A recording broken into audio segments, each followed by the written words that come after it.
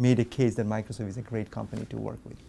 If you look at models of Compaq and other companies years and years ago, they were partner-generated models. Microsoft, I'd say the closest model is maybe 3M. The partner-centric model comes from a long history of American companies doing this, right? They didn't just come to this, point in history, but they built the company on that partnerships, and they grew the partnerships and measured their success on those partnerships. Now, in the IT industry, that's a bit of an anomaly, if you would agree.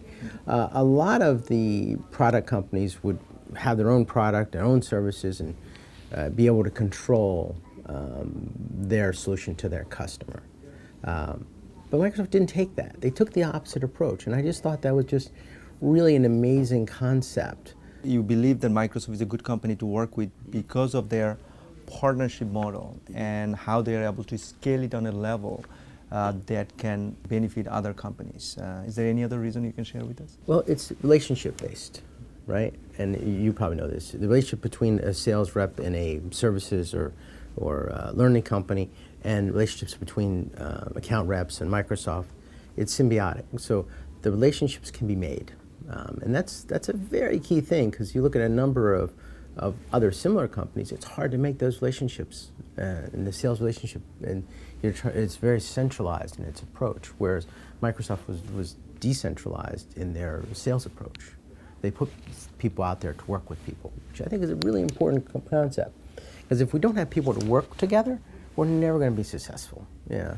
I think some of the key things that I highlight in the book is being able to understand how to talk between the sales reps. So a partner sales rep or a partner account manager talking with Microsoft needs to understand the vernacular, needs to understand the language. It does have its own, Microsoft has its own language. At some point I was really, really careful to not put acronyms in the book because they change all the time. But the concept of working together and understanding the common language between the partner company and Microsoft is a very key concept. And that's a very critical concept. Because if you cannot figure out what your relationship is and how each party are incentive, it will not be successful. We've seen countless case studies and countless discussions of companies that can't partner with Microsoft or partner with other people.